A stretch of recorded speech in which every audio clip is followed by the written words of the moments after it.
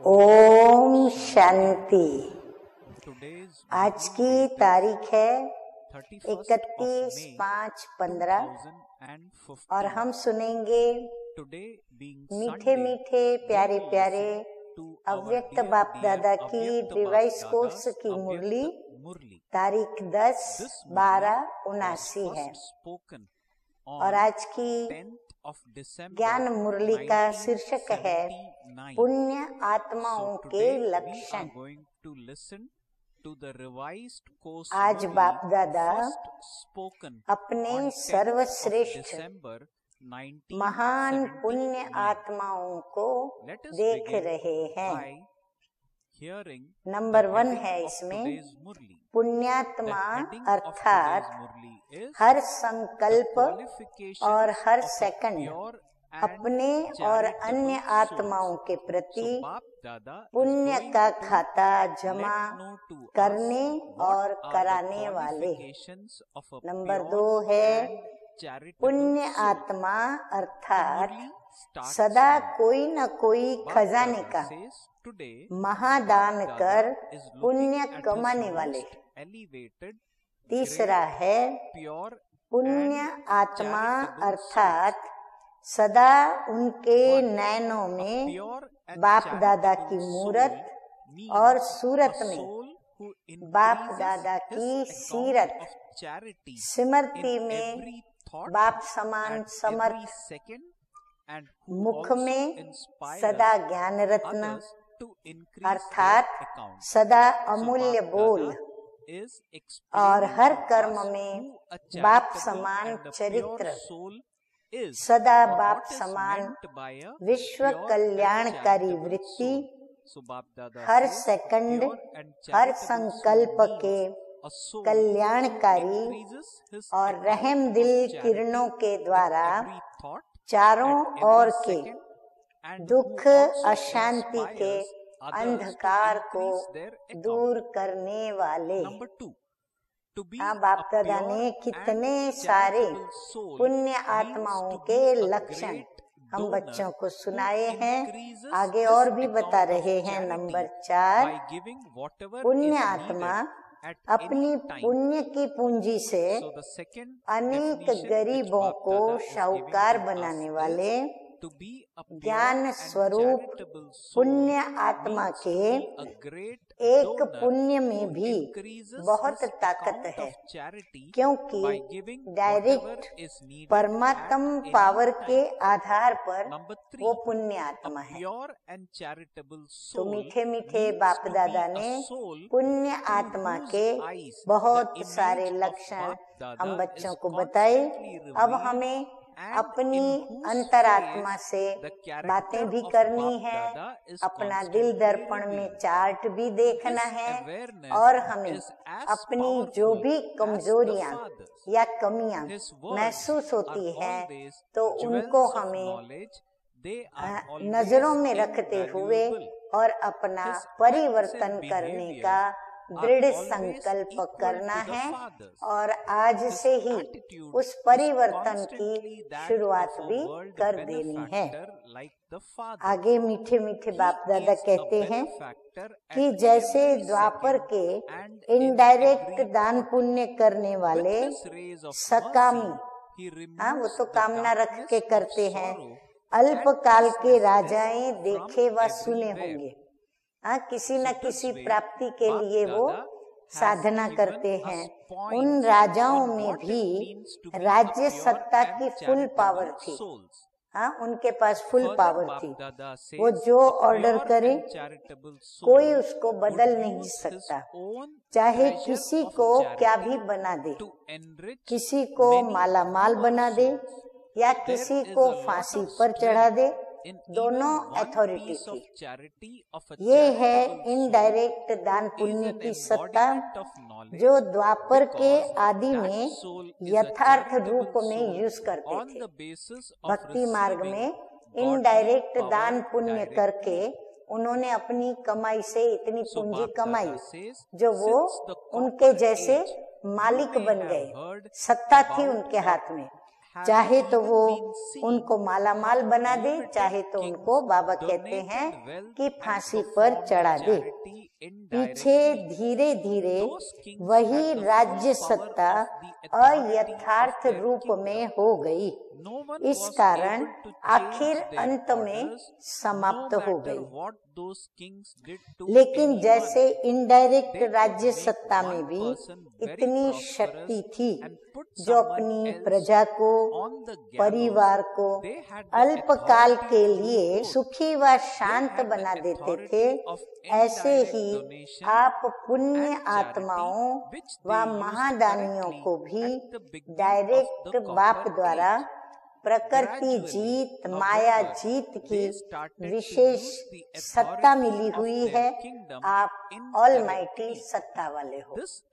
उनको अल्पकाल की सत्ता मिली हुई थी, लेकिन हमको अभी डायरेक्ट बाप के द्वारा ऑलमाइटी की सत्ता मिली हुई है, जो प्रकृति जीत बनाती है और माया जीत भी बनाती है।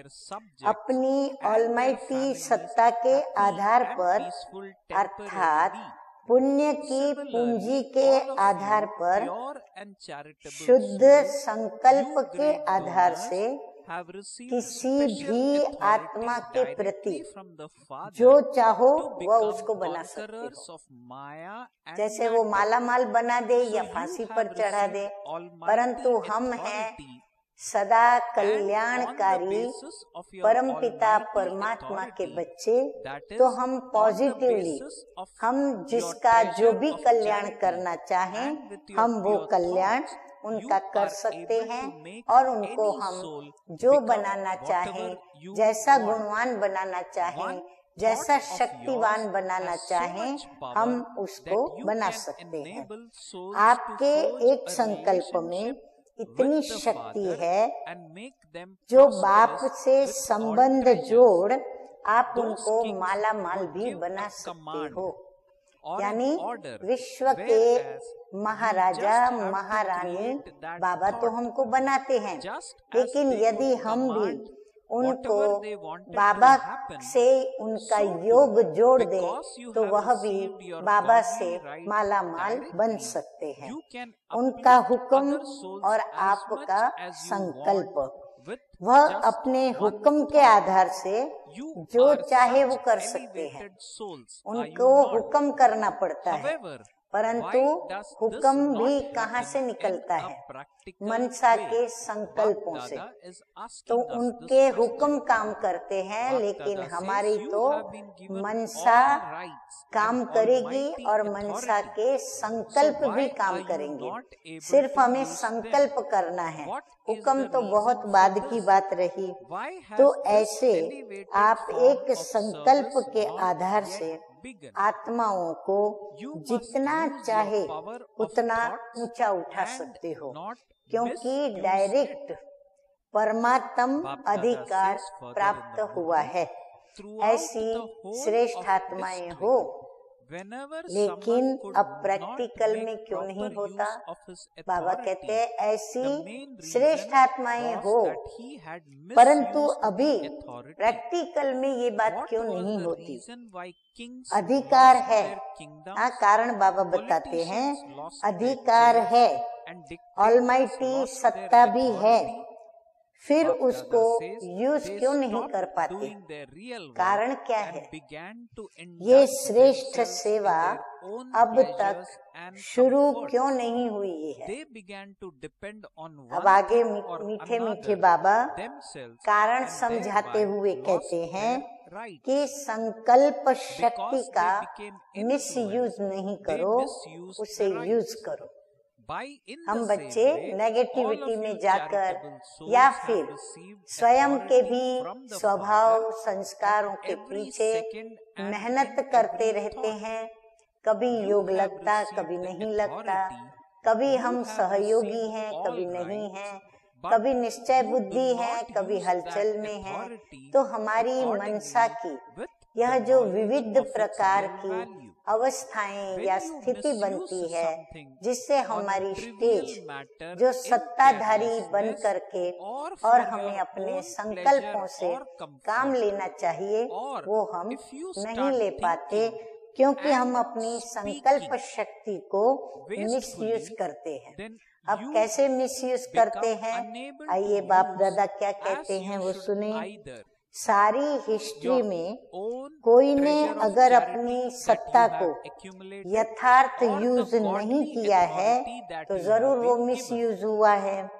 राजाओं ने राजाई गंवाई मिसयूज करने से, नेताओं ने अपनी कुर्सी गंवाई, डिक्टेटर्स अपनी सत्ता खो बैठे। कारण अपने निजी कार्य को छोड़ ऐशो आराम में व्यस्त हो जाते हैं, कोई न कोई बात की तरफ स्वयं अधीन होते हैं, इसलिए उनका अधिकार छूट जाता है, वशीभूत होते हैं, इसलिए अपना अधिकार मिसयूज कर लेते।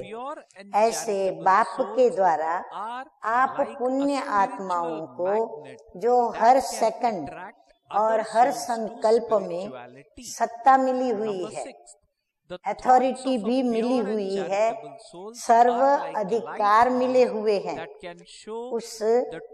उसको यथार्थ रीति से सत्ता की वैल्यू को जानते हुए उसी प्रमाण यूज नहीं करते।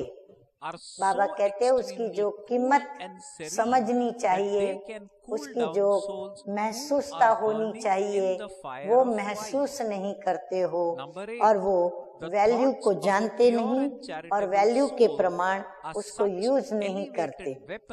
छोटी छोटी बातों में अपने अलबेलेपन के ऐशो आराम में या व्यर्थ सोचने और बोलने में यूज करने से जमा हुई पुण्य की पूंजी व प्राप्त हुई ईश्वरीय सत्ता को जैसे यूज करना चाहिए वैसे नहीं कर पाते। बाबा कहते हैं व्यर्थ सोचना, व्यर्थ बोलना और व्यर्थ कर्मों में आना, तो उससे क्या हुआ, जमा की हुई जो भी हमारी पुण्य की पूंजी है, तो उस पुण्य की पूंजी के द्वारा जो ईश्वरीय सत्ता को यूज करना चाहिए वैसा हम कर नहीं पाते हैं। नहीं तो बाबा कहते हैं आपका एक संकल्प ही बहुत शक्तिशाली है। श्रेष्ठ ब्राह्मणों का संकल्प आत्मा के तकदीर की लकीर खींचने वाला साधन है। इतना भारी हमारे संकल्पों की कीमत है। आपका एक संकल्प एक स्विच है जिसको ऑन कर सेकंड में आप अंधकार को मिटा सकते हो। बाबा हमें हमारे पॉजिटिव समर्थ शुद्ध संकल्पों की वैल्यू हम बच्चों को समझाते हैं। अब नंबर 5 है। 4 हमने पहले सुने, तो ये नंबर 5 है। पुण्य आत्माओं का संकल्प एक रूहानी चुंबक है, मैग्नेट है, जो आत्मा को रूहानियत की तरफ आकर्षित करने वाला है। यदि हम अपनी अशरीरी स्थिति से और रूहानी संबंध से किसको भी देखें तो उसको क्या होगा, आकर्षण होगा। तो बाबा कहते हैं आपकी रूहानियत उनको आकर्षित करने वाली है। नंबर 6 है पुण्य आत्मा का संकल्प लाइट हाउस है, जो भटके हुए को सही मंजिल दिखाने वाला है। वो हमें क्या देखेंगे, उनको ऐसे लगेगा कि हमारी मंजिल को दिखाने वाले हमको मिल गए। तो जैसे भटके हुए को अपनी मंजिल मिल जाती है, सही ठिकाना मिल जाता है, ऐसे बाबा कहते हैं आपका संकल्प ऐसा लाइट हाउस की तरह है। नंबर 7 है पुण्य आत्मा का संकल्प अति शीतल स्वरूप है, जो विकारों की आग में जली हुई आत्माओं को शीतल बनाने वाला है।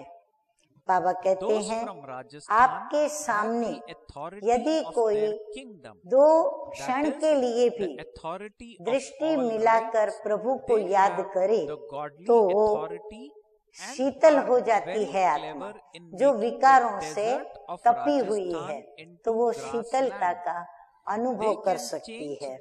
नंबर 8 है, पुण्य आत्मा का संकल्प ऐसा श्रेष्ठ शस्त्र है जो अनेक बंधनों की परतंत्र आत्मा को स्वतंत्र बनाने वाला है। हमारे संकल्प में वो ताकत है जो किसी परतंत्र आत्मा के लिए उसको स्वतंत्र करने का संकल्प करे तो वो जैसे पिंजरे से बंधन में पड़ा हुआ पंछी उड़ने लगता है, स्वतंत्र बन जाता है। नंबर 9 है, पुण्य आत्मा के संकल्प में ऐसी विशेष शक्ति है जैसे जंत्र मंत्र द्वारा असंभव बात को वो संभव कर लेते हैं, वैसे संकल्प की शक्ति द्वारा असंभव को भी संभव कर सकते हो। वशीकरण महामंत्र के द्वारा वशीभूत आत्मा को फायर फ्लाई माफ उड़ा सकते हो। इतना देखो, मीठे मीठे बाप दादा ने पुण्य आत्माओं के लक्षण हम बच्चों को सुनाए। अब 10 नंबर है, जैसे आजकल के यंत्रों द्वारा रेगिस्तान को भी हरा भरा कर देते हैं, पहाड़ियों पर भी फूल उगा देते हैं। क्या आप पुण्य आत्माओं के श्रेष्ठ संकल्प द्वारा ना उम्मीदवार उनको उम्मीदवार नहीं बना सकते? वो नहीं बन सकता। तो बाबा कहते हैं आप किसी को भी उम्मीदवार बना सकते हो। हाँ, जो ना उम्मीदवार हैं उनको भी आप उम्मीदवार बना सकते हो। ऐसे हर सेकंड पुण्य की पूंजी को जमा करो। हर सेकंड हर संकल्प की वैल्यू को जान, संकल्प और सेकंड को यूज करो। बाबा कहते समय को और संकल्प को दोनों को यूज करो, सफल करो। जो कार्य आज के अनेक पदमपति नहीं कर सकते, वह आपका एक संकल्प आत्मा को पद्मा पदमपति बना सकता है। तो आपके संकल्प की शक्ति बाबा कहते हैं कितनी श्रेष्ठ है। चाहे जमा करो और कराओ, चाहे व्यर्थ गवाओ, ये आपके ऊपर है। गंवाने वाले को क्या करना पड़ेगा? बाबा कहते हैं पश्चाताप करना पड़ेगा।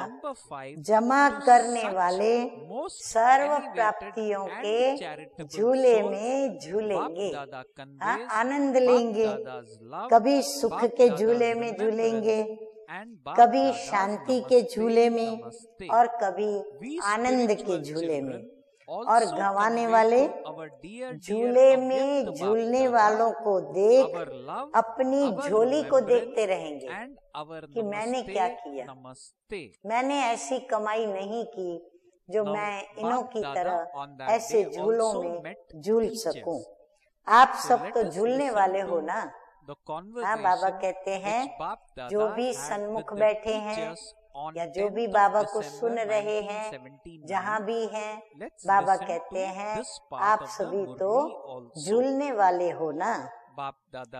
अच्छा, राजस्थान और यूपी वाले आए हैं। राजस्थान वाले तो राज्य सत्ता अर्थात अधिकार की सत्ता, ईश्वरीय सत्ता द्वारा सदा अपने राजस्थान को रेगिस्तान से सब्ज बनाने में, यानी हरा भरा बनाने में रेगिस्तान को गुलिस्तान बनाने में, जंगल को फूलों का बगीचा बनाने में होशियार है। राजस्थान में मुख्य स्थान, मुख्य केंद्र है। जो भी ब्रह्मा कुमारी, प्रजापिता ब्रह्मा कुमारी ईश्वरीय विश्वविद्यालय का जो मुख्यालय है, मुख्य केंद्र है, वो कहाँ पर है? राजस्थान में है। तो राजस्थान में मुख्य स्थान, मुख्य केंद्र है। तो जहाँ मुख्य केंद्र है वह सब में मुख्य है ना। राजस्थान को तो नाज होना चाहिए और नशा भी होना चाहिए। हाँ, सिर्फ नाज नहीं, लेकिन नाज के साथ साथ उनको नशा भी होना चाहिए। राजस्थान से नए नए सेवा के प्लान्स निकलने चाहिए। राजस्थान को कोई न कोई नई इन्वेंशन करनी चाहिए, अभी की नहीं है। राजस्थान की धरती को अपना परिवर्तन करना पड़ेगा। उसके लिए बार बार मेहनत का जल डालना पड़ेगा, लगातार का खाद डालना पड़ेगा। अभी हल्का खाद डाला है। अच्छा, दूसरे दिन फिर यूपी की महानता सुनाएंगे। फॉरेन तो अब भी फॉरेन करने वाले हैं, सोचा और किया, ये है फॉरेन की विशेषता। यूपी की महानता की माला का भी वर्णन करेंगे। अभी तैयार करना, फिर दूसरे दिन माला पहनाएंगे। अच्छा, ऐसे श्रेष्ठ संकल्प की विधि के द्वारा आत्माओं की सद्गति करने वाले, ईश्वरीय सत्ता के द्वारा आत्माओं को हर विपदा से छुड़ाने वाले, सदा पुण्य की पूंजी जमा करने और कराने वाले, सदा विश्व कल्याण के दृढ़ संकल्प को धारण करने वाले, ऐसे सर्वश्रेष्ठ पुण्य आत्माओं को बाप दादा का याद, प्यार और नमस्ते। रूहानी बच्चों को रूहानी बाप दादा का याद, प्यार, गुड मॉर्निंग और नमस्ते। हम रूहानी बच्चों का रूहानी बाप दादा को याद, प्यार, गुड मॉर्निंग और नमस्ते नमस्ते। अभी मीठे मीठे बाप दादा कुछ टीचर्स के साथ रूरिहान कर रहे हैं। टीचर्स तो सदा चढ़ती कला का अनुभव करती चल रही हो ना। बाप दादा कहते हैं कि टीचर्स की विशेषता अनुभवी मूर्त बनना। टीचर्स अर्थात सुनाने वाले नहीं, लेकिन टीचर अर्थात कहने के साथ अनुभव कराने वाले, सुनावे भी और अनुभव भी करावे। तो सुनाना और स्वरूप में अनुभव कराना, ये है टीचर्स की विशेषता।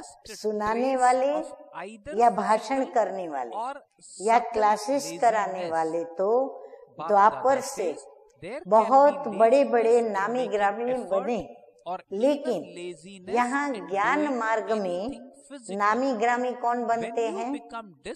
भाषण वाले। बाबा कहते क्या भाषण वाले बनते हैं? जो सुनाने के साथ साथ अनुभव कराए, ऐसे भाषण वाले नामी ग्रामी बनते हैं।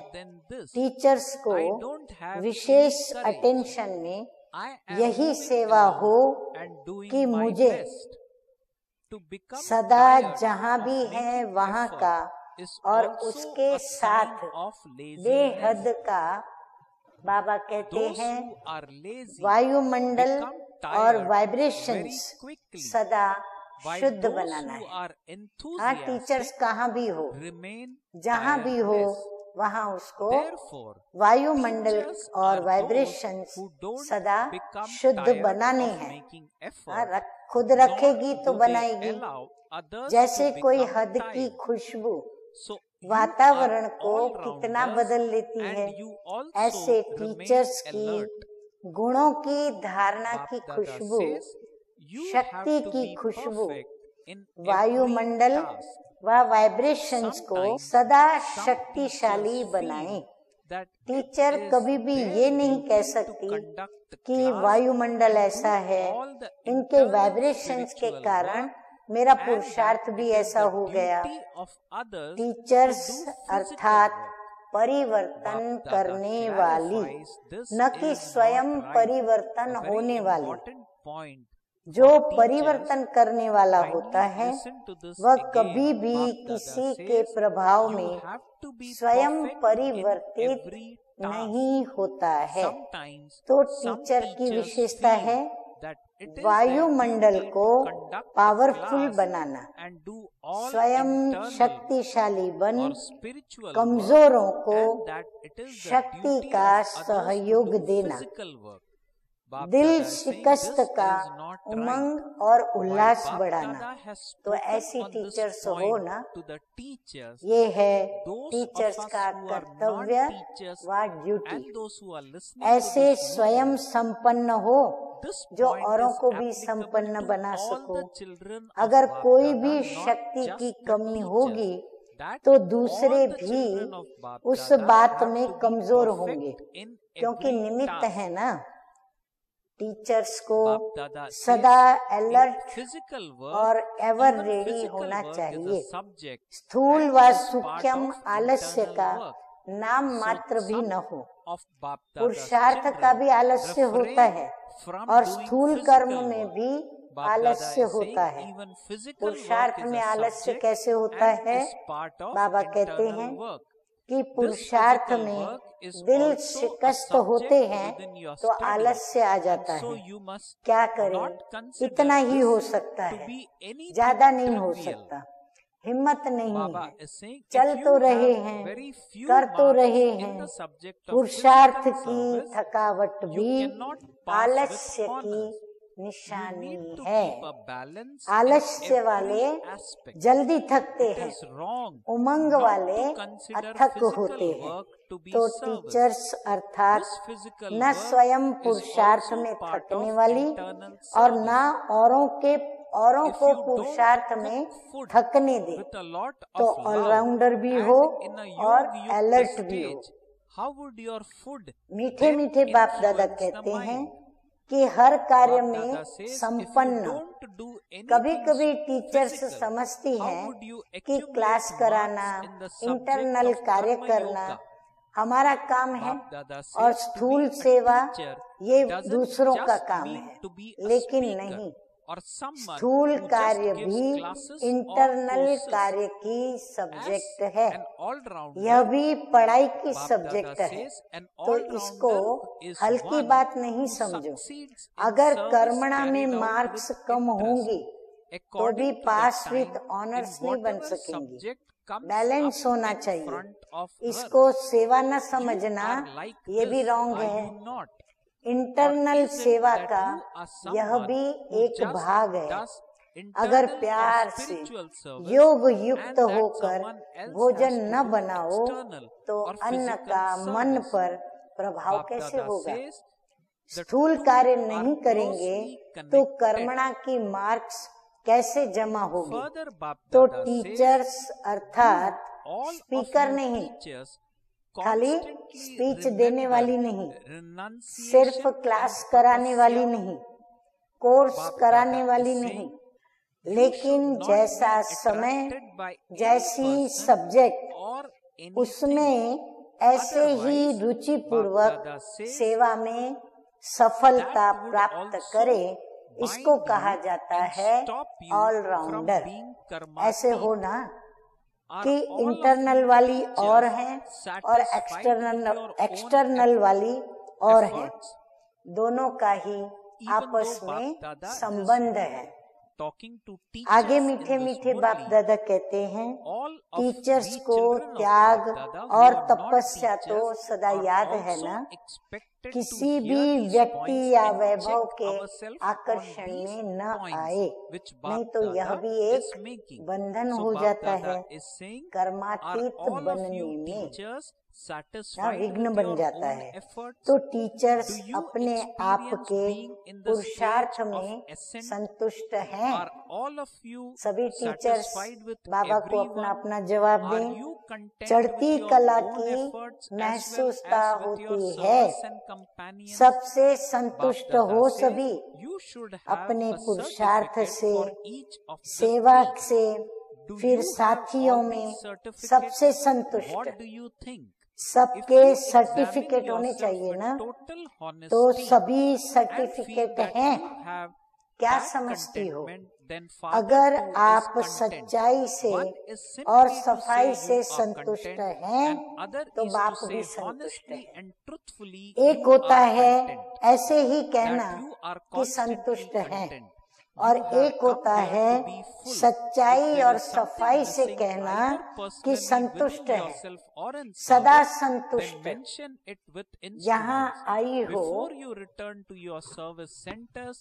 तो बाबा कहते हैं, कोई भी कमी हो तो अपने प्रति या सेवा के प्रति, तो जो निमित्त बने हुए हैं उनसे लेन देन करना।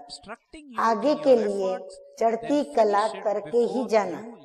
कमी को भरने और स्वयं को हल्का करने के लिए ही तो यहाँ आते हो। कोई भी छोटी सी बात भी हो जो पुरुषार्थ की स्पीड में रुकावट डालने के निमित्त हो, तो उसको खत्म करके जाना। अच्छा, अभी हम क्या सुनेंगे? मीठे मीठे बाप दादा का वरदान। तो वरदान है आज का, मन बुद्धि को मन मत से फ्री कर। मन बुद्धि को मन मत से फ्री कर, सूक्ष्म वतन का अनुभव करने वाले डबल लाइट भव। सिर्फ संकल्प शक्ति अर्थात मन और बुद्धि को सदा मन मत से खाली रखो, तो यहाँ रहते भी वतन की सभी सीन सीनरियाँ, ध्यान से सुने सभी, वतन की सभी सीन सीनरियाँ ऐसे स्पष्ट अनुभव करेंगे जैसे दुनिया की कोई भी सीन स्पष्ट दिखाई देती है। इस अनुभूति के लिए कोई भी बोझ अपने ऊपर नहीं रखो। सब बोझ बाप को देकर डबल लाइट बनो। मन बुद्धि से सदा संकल्प का भोजन करो। कभी भी व्यर्थ संकल्प व विकल्प का अशुद्ध भोजन न करो, तो बोझ से हल्के होकर ऊंची स्थिति का अनुभव कर सकेंगे। और आज का स्लोगन है, व्यर्थ को फुल स्टॉप दो और शुभ भावना का स्टॉक फुल करो। अच्छा, ओम शांति।